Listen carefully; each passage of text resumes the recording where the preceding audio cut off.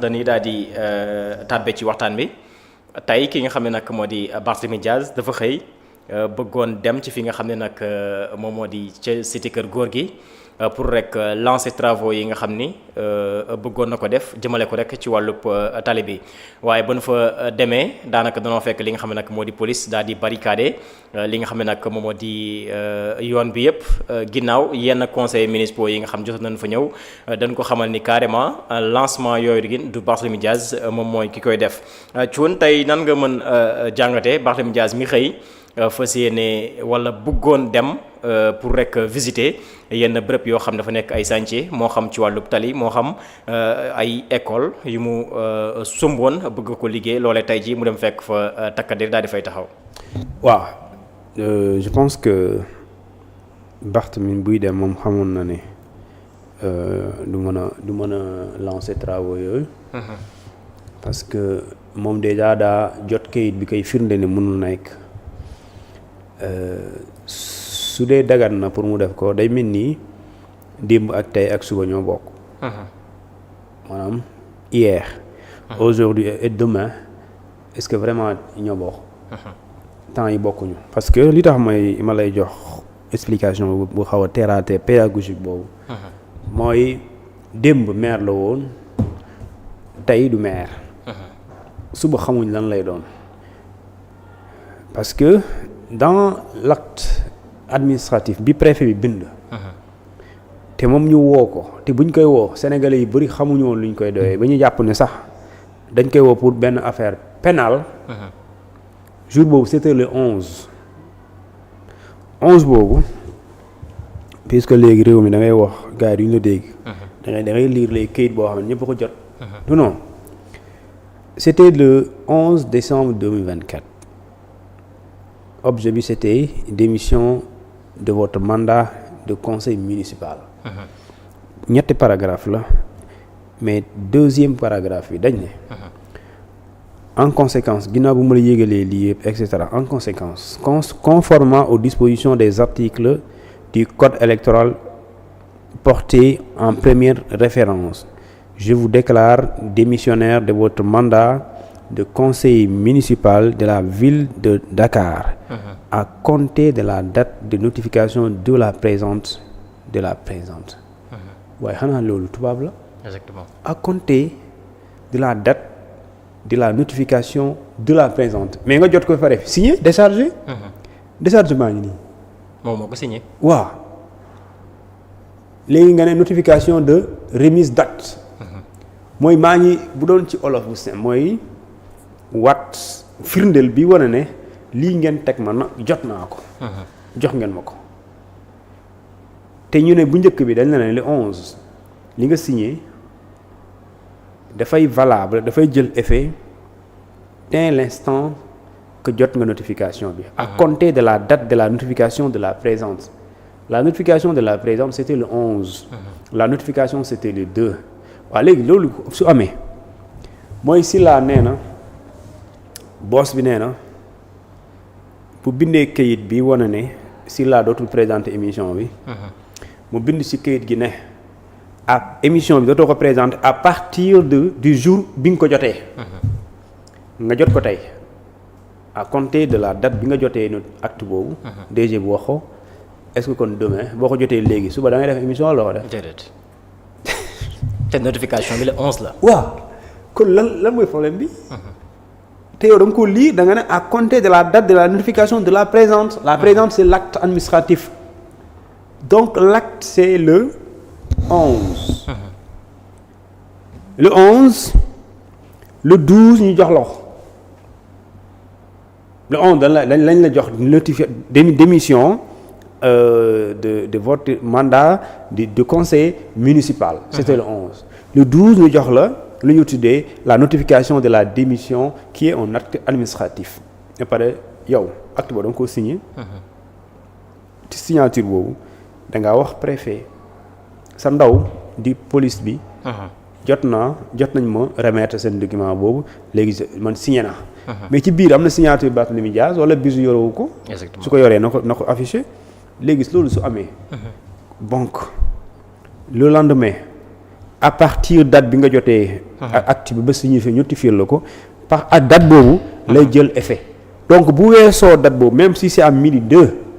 midi 4 amoo droit nekkatoo li nga doonoon donc droit bi nga amoon midi 2. mais midi 2 passé amatoo droit boobu c'est-à-dire qu'aujourd'hui sous les yeux de la loi. Barthélémy Diaz n'est pas le maire de la ville de Dakar. Sous les yeux de la loi nekkul maire de la ville de Dakar. mais sous les yeux de la loi c'est un ancien maire de la ville de Dakar.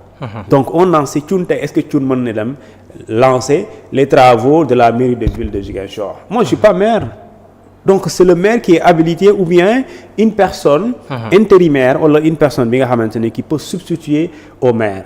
moom mën a def lu ñu tuddee les travaux ñi nga xamante ne c'est au nom de la mairie. et non quelqu'un qui a été démis de ses fonctions de maire. et loolu je pense que pour moi tout le reste lii c'est de la politique. parce que du point de vue juridique légal tu as acquiescé lu ñu tuddee décision boobu jóge fee da nga koo nangu. parce que su doon nanguwuloo ko doo décharger tu as déchargé et pare nga def recours. et ce recours boobu nga def permettre parce que gis naa gars yi di ci langaamu man Sénégal toj ñu bëgg weerante. mais wàllum bii amul recours bi maanaam recours am na mais recours bi mënul fexe duñ appliquer décision bi. c'est-à-dire ce recours là il n'est pas suspensif. c'est un recours non suspensif parce que nous sommes dans le cadre administratif. donc si nous sommes dans le cadre administratif defal recours bu la neex ci àdduna bi defal fu la neex. ce recours là n'est pas suspensif c'est-à-dire la décision qui a été prise. sera exécutée elle est exécutoire on l'applique jusqu'à ce que li nga saisir ci cour mu indi contraire bi nga xamante ne la ñu décider.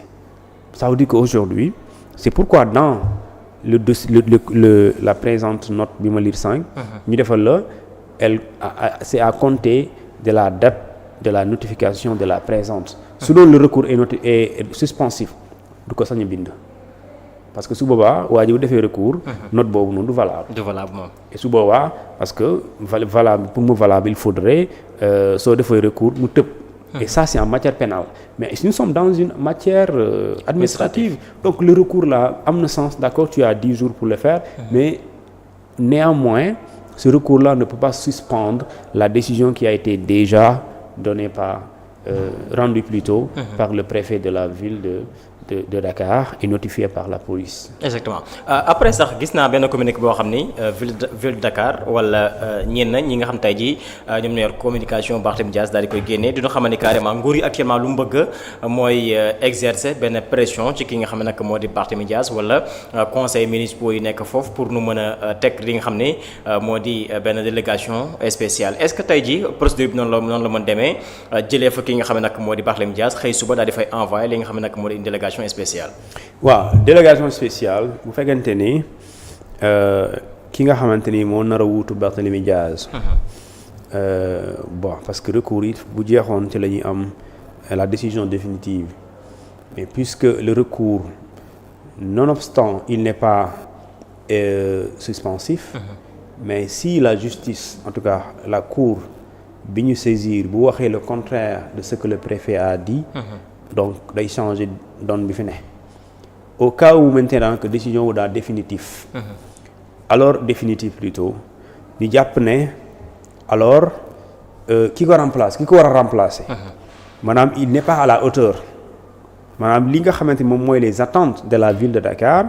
wala les exigences de la fonction de maire de la ville de Dakar. ou bien ki war a doon maire pour mu mën a def liggéey bi doxal ko correctement. bu ñu gisee ne ñooñu nga kenn ku ci war a remplacer mënuñu ko. mën nañ def lu ñuy tuddee une délégation spéciale. donc délégation spéciale nag préfet su boobaa mooy jiite mbir mi moom mooy nekk ki nga xamante dafay liggéey ak ki nga xamante ni moom mooy le ministre. des collectivités territoriales Moussa Balla Fofana. ñu confirmer l'acte de radiation ñu def ñu def li ñuy tuddee le décret de révocation. parce que décret bi lu ko teree wàcc rek mooy affaire bi coow bi jeexagul ah. jeexagul moom bu décision bi jeexee. le décret de radiation day génn. si le décret de radiation est signé par le président Diomaye Faye. bu ñu gisee ne sànq ki ko war a remplacer nekkul à la hauteur. compétence bi nekku fi. waaw nekku fi dañuy def lu ñu tuddee dañuy procéder à une délégation spéciale. Délégation spéciale la yu fi état la du politicien moo koy jiite. du yéen aussi yéenay wax ne diw moo ñuy jiite déedéet état mooy jël autorité administrative mooy xool commune bi wala mairie bi koo xamante ne yoonam nekku ci. parti politique bokkul Pastef bokkul APR. bokkul taxawu Sénégal maanaam wanewul fenn que ne moom fii la far ci politique. koo xam ne ku maandu. mais maandu aussi mais mu xam mu mën ñu jox ne mun na ko. après ñu jox ko li ñu tuddee les commandes. et ça c'est une période bu gàttan boo xamante ne dañ koy préciser suñu ko préciser bu jàllee effectivement après ñu dem ci élection yoo xamante ni dañu naan mairie yi bu dee demuñu élection yi locale ñëpp nekk fi. dañuy organiser une élection boo xamante ni les conseillers ñoom ñooy élire seeni maire. Donc su boobaa ce ne sont pas les populations de Dakar qui vont voter mais c'est plutôt les conseillers de la mairie de ville de Dakar qui vont voter, qui vont choisir leur prochain maire. Mais entre-temps mën na am lu ñu tuddee une délégation spéciale boo xamante ni c'est sous la direction de l'État du Sénégal. Exactement Thioune sànq yaa ngi junju recours yi nga xam ni Barthélémy Dias mi ngi koy def ñenn ci avocat am aussi daanaka.